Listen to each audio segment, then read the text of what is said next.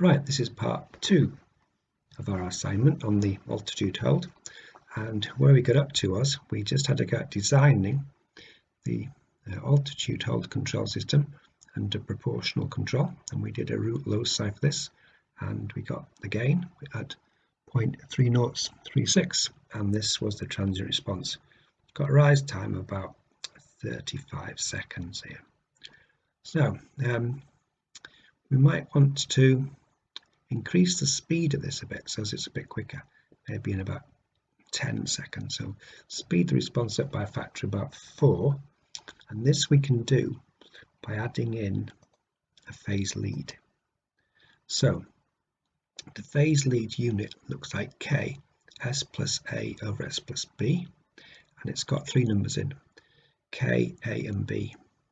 Now because we can only design of 2 design parameters, damping ratio, natural frequency, it means we can only choose 2 of these 3 things. So we're going to choose B as 1.429, and then we're going to find values for K, H and A using root loci plots.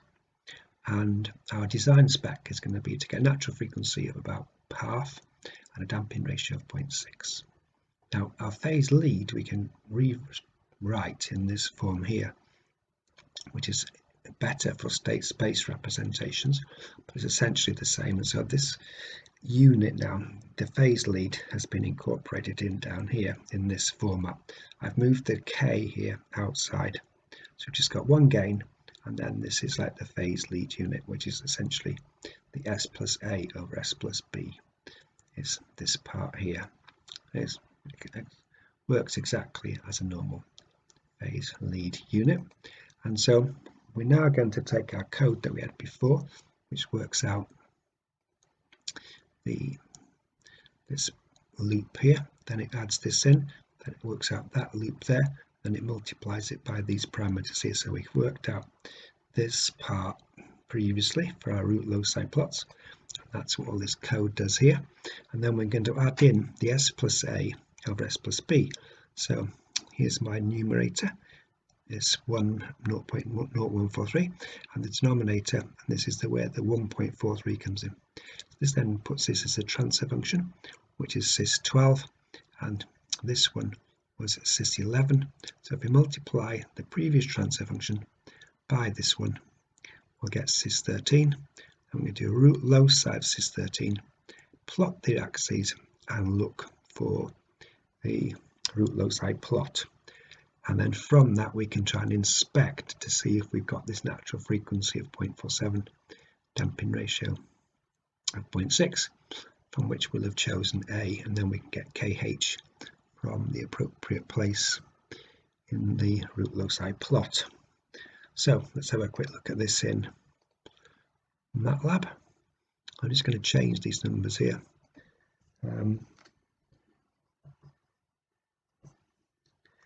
Let's say we'd only chosen this as 0.1 here.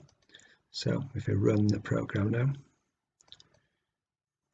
here's our closed loop transfer function, and in the second, and here's our root loci plot. So if we come down here now, we're looking for a damping ratio, natural damping ratio of 0.6, natural frequency of about 0.5. We're looking for 0.46, so it's just a little bit, it's not far off this, is it? Damping ratio 0.6 and 0.5. What we're looking for actually in our particular case is a damping ratio of 0.47. So we're going to just change this. We can play about now with the A parameter, and if we put it as 143,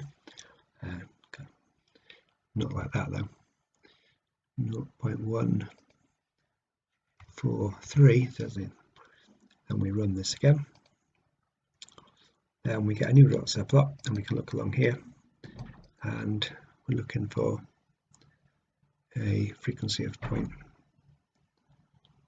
damping of 0.6, if I can find that, damping of 0.6, not quite too much, 0.6, and this is about 0.47. So we can see this is doing the trick for us, and the gain is 0.0 0.113.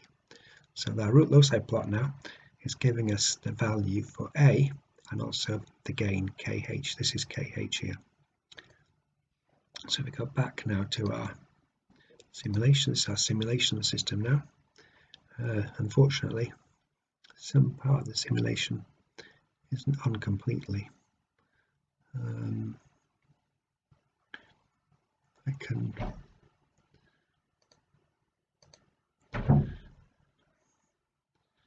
change the size of this, unfortunately.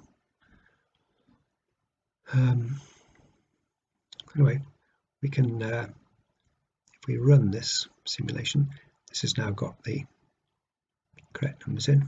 A is set at 0.0143, and I've got a gain of 0.001 in. If we now run this, it doesn't like it.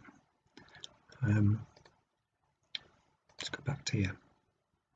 Let's see if it's got a value for A in here. A. No, it's got the wrong value for A. A equals, let's just type in a value for A here. A equals 0.143. That's putting the right value for A. And now when we go back to our simulation, it should run. Let it run. We now look at the transient response, and here's the transient response. Now notice on this one, the transient response has got a much faster rise time, about 10 seconds. So with the phase lead unit now, this is the phase, and unfortunately you can't see the little bit on the right hand side here because I've not chosen the right size of screen, but it gives you an idea. This is the phase lead system, and with the phase lead system we are able to get a higher level of performance. So coming back to this now, what we've done is we've gone for our gain as 0.0014, A as 0.0143. That's giving us this design spec here, and we've done it by adding this bit of transfer function in on our root loci plot, and then that's giving us, this was the original one without the phase lead in, with the gain about 303, and this one now KH has gone up to 0.011 where A is 0.143, and you can see the response speed now has probably gone 3 times faster. So by putting your phase lead unit in, we've been able to speed the system up by a factor of 3. Right, this is the next stage of our design now. Previously we went up from a 4x4 to a 5x5 matrix by adding in altitude as an extra state, and this time we're going to add in an extra column into the B matrix. This was the B associated with the elevator. Now this is the B associated with the engines to give us thrust. So B is now a 5x2 matrix in this little bit of analysis, and this is now the block diagram of our system. So here's our 5x5 state space equations. Here's our 5 outputs here: forward velocity, vertical speed, pitch rate, pitch angle, and altitude. And here's our feedback now. So this is feeding back the third one down, pitch rate, so that's the KQ feeding around that way. This is the fourth one down, this is the K theta. The fifth one is the altitude, which is feeding around here onto the altitude loop. Then we've got the first variable U, which comes round this way now and feeds in through a separate controller through a second order actuator. Now be careful of this because it's got a 9 here, so technically we've got to divide everything through by 9, so it should be 1/9, 1/9, 1, and 3.5/9 for those parameters in there.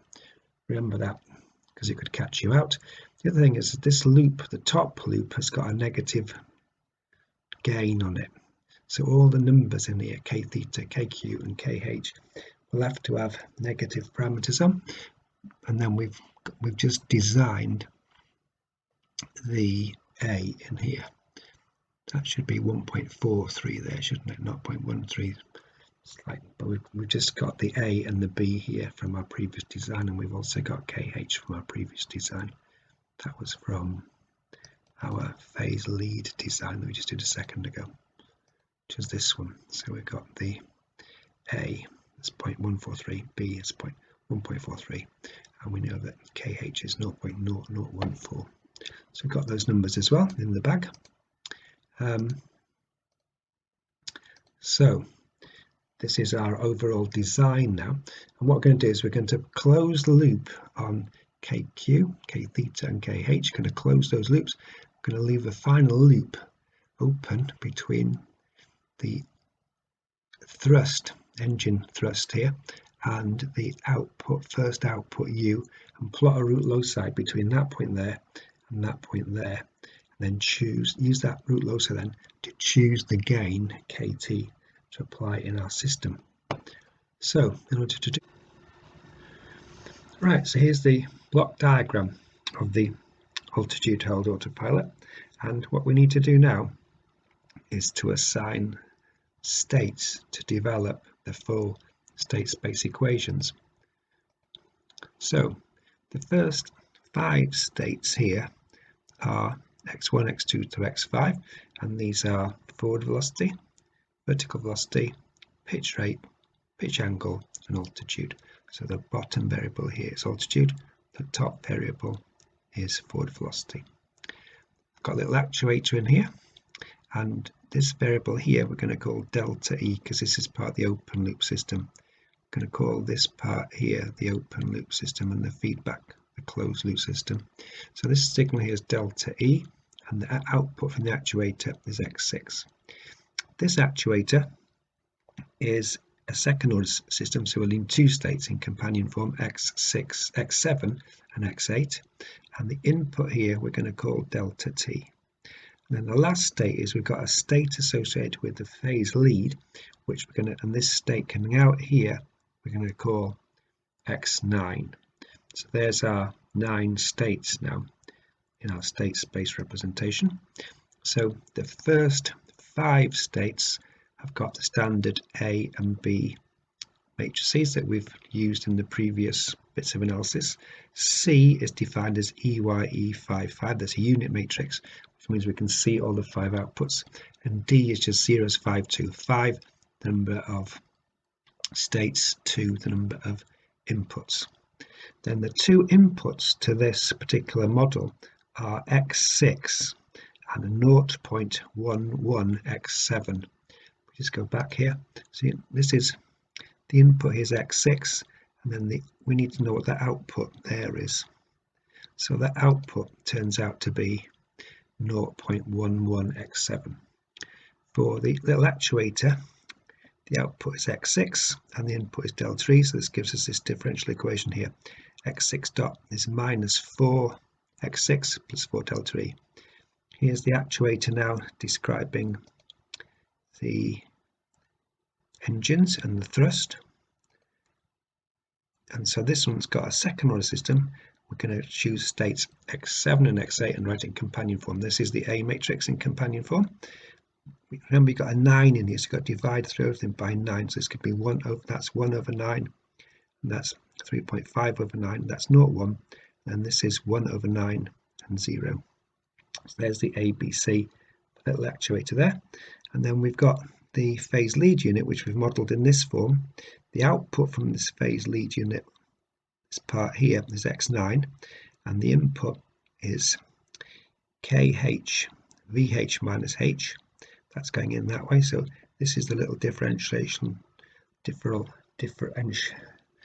is the little differential equation that describes that one, and the output from this is actually X9 plus this signal here, which is KHV minus H. Now this yellow part is, you could argue, is part of the feedback control system. So for the open loop we're just going to model this part here, but we have to remember to put this bit in when we come to do the closed loop equations, and that allows us then to move to these closed loop state space equations. And then we've got the 2 bits of control law here. This is our standard feedback control law, which we've got from our calculations, and then run this little bit here, which is just missing. It's just got the x, this bit here that's gone in here, b remember is minus 1.43. So this part here we've got to consider as well when we do our closed loop state space equations. To do that, we have to start off with the open loop state space equations. So here we have the 5 by 5 A matrix. Here's the 5 by 2 B in here. Then we've got a little first order actuator, which is the 4 over S plus 4. That puts in a minus 4 there and a 4 in there. This is our second order actuator here, which puts in the 0, 1 over 9, 3.5 over 9, and a 0, 1 in there. And then the bottom line is for our phase lead, which has got the B set at minus 1.43. And we've got, this is the elevator, and this is the engine thrust. And it's coming in on this line, it's coming in on this line. We've also got the control law now associated with delta E. So we've got some theta feedback, some KQ feedback, got a bit of phase lead feedback, and a KH on the demand, and a KH times H as well. So all of these now have to be these. This is like our control law now for the system. Look at that. It's going to give, we've got the KQ that way, got the K theta that way, and then here this state here is P, so it's going to be plus this one, plus KH times V minus H. So you've got V minus H times KH plus the P plus the KQ plus the K theta, bearing in mind some of them have got negative signs on. So that's where our control law comes from, the K theta, the KQ, the X9, which is the phase lead state, then the demand, that this is like the V minus KH into V minus H. But we have to watch out now, because normally there'd be a negative sign in there, negative sign in there, negative sign in there, positive sign in there, positive, negative sign in there. But because this is the transfer function for this goes down rather than up, we have to change the signs of all these. So the normal control law would have all negative signs in there, but we've changed them all to positive. Then we've got to feed these numbers in now through delta E on this 4. So it's going to be 4 times this, all these numbers will appear on this line here as they feed into the feedback controller. So that gives us now 4 KQ on Q, 4 K theta on theta, 4 KH on H, the minus 4, and the 4 on X9. This is our control law here. It's KQ, K theta, KQ, X9, then H. So that H is the fifth one down, so it's 1, 2, 3, 4, 5, so that's your KH. So KH, K theta, KQ. The 4 is just a 4 times Q. And we've also got then a minus 4 KH on the VH here. So that's formed now our closed loop A matrix. And we know what these numbers are here because we've designed these in the root loci in the first part of the analysis. We also know this is our new B now, because this is the thrust, so this is the B, which we've got coming in on this little actuator here, and that's going to be 0, 1 because it's in companion form. So there's the B there, and the C now is the first variable, but remember the transfer function had a strange structure to it. So this is actually, have to divide this through by 9, so it's 1 over 9 into S squared plus 3.5 over 9 plus 1 over 9. So the C matrix is 1 over 9. So we go back to here, 1 over 9 is 0.11. So when we come to do our computation now, we put these numbers into here, here, here, and there. We choose this as our C, and this as our B. Then we go off and plot the root loci. So this is the A matrix now with all the parameters in.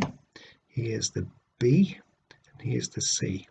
Then D is 0, we put sys1 is SS, A, B, C, D, our locus sys1, and we'll get a root loci plot. From the root loci plot, we can then go along this to find out when the damping is 0.6, and that'll give us a gain, which in this case is 0.053. And then we can implement the gain in here.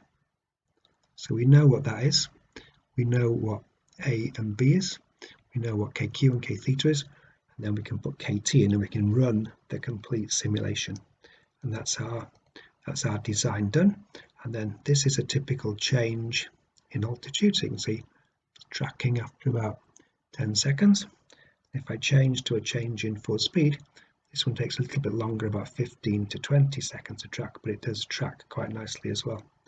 Let's have a look at those for real in the simulation. So here's my simulation now. I've chosen my KT off my root loci plot. Now if I go back to here and run my program, here's my root loci plot. So if I go into my root loci plot and go for damping of 0.6, come down here till I get about 0.6. Too much. Oops, not so good at this. It's a bit my table I'm doing it on, it's not very stable. There we go, 0.6. And the gain is about 0.035. So that's giving us the gain now we need for the KT. There's the KT value. This is my A matrix printed out here.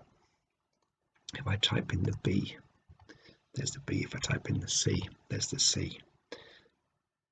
And if I now go to my simulation, I've got two inputs, so I can look at what they are. So that's got this one is, let's have a look what it is. This is on the altitude, isn't it? So we're going to put that as final value, say 1, and we're going to put the final value on speed as 0. So KH now is minus KH in there, remember, because this is a negative loop. We've got AP and BP, and we've got KT and KQ as well. So if now we've put this in, this is the one we've got. This is that's K theta, isn't it? That's KQ. This is KT now for that we got just a second ago off the root loci plot, 0.035. If I run this now, I can now look at the different responses. So have a look here. There now is the change in altitude, so it looks quite promising. If I look at speed here, this is what happens to speed. So it drops, but not by much, by 0.04, and then comes back up because it should have been keeping constant. So it's a small interaction. It's called an interaction now. Interaction on the speed in changing altitude. And if we do it the other way around, if we make this 0 and this one 1, and we're doing this change in speed now. So if I run this one now, can look at how speed changes. So here's the change in speed. So it comes up and it tracks 1. It's tracking 1 reasonably well. It's taken about 20 seconds to do it, but that's for a speed change. And let's see what happens to altitude. So our altitude